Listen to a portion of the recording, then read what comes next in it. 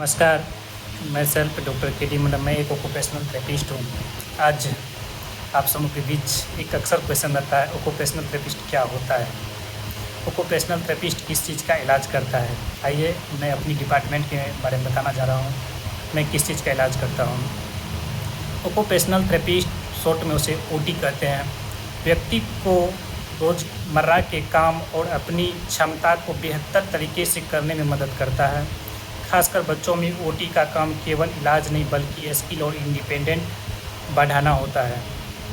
हम लोग इलाज नहीं करते, उसे स्किल सिखाते हैं, इंडिपेंडेंट सिखाते हैं। अगर कोई सोया हुआ है तो उसे हम लोग बैठाना कोशिश करते हैं, कि कोई बैठा हुआ तो उसे खड़ा करने की कोशिश करते हैं। यदि कोई खड़ा है तो फिर उसे चलाने का प्रयास करते हैं। यदि कोई चल रहा है तो उसे रनिंग कराने का प्रयास करते हैं।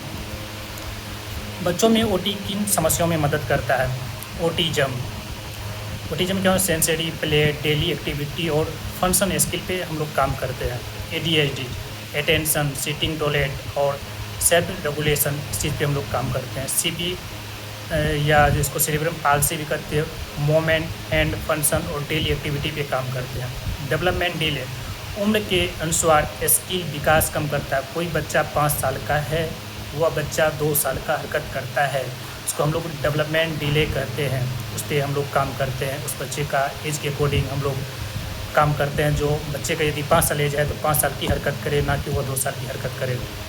सेंसरी प्रोसेसिंग, आवाज़, छूने, मूवमेंट आदि के प्रति असमान प्रक्रिया। यदि कोई बच्चा आवाज़ से इरिटेट हो रहा है, छूने के बाद उसे पता ही नहीं चल रहा है ठंडा है गर्म है, किसी प्रकार के महसूस ही होता है। तो क्या होता है ना, ब्रेन को इन्फॉर्मेशन ही नहीं कर रहा है जो ये चीज़ ठंडा है, ये चीज़ गर्म है, मुझे हाथ हटाना चाहिए, मुझे बॉडी को सुकड़ना चाहिए, मुझे स्नान करने के बाद मुझे किस तरह का फीलिंग हो रहा है, यदि धूप है तो किस तरह का फील हो रहा है। इस चीज़ पर हम लोग काम करते हैं।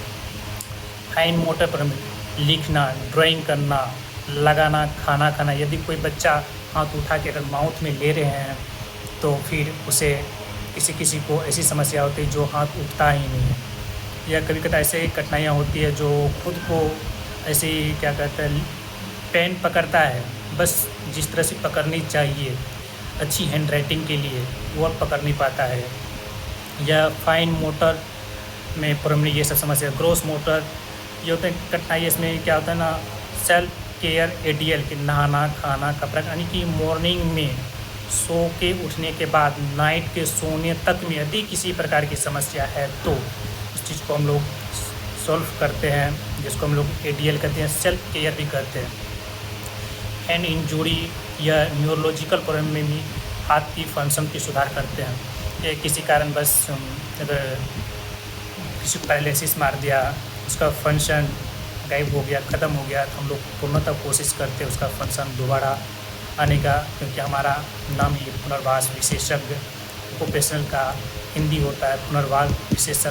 पहले जैसी स्थिति में उसे लाने की प्रयास करना।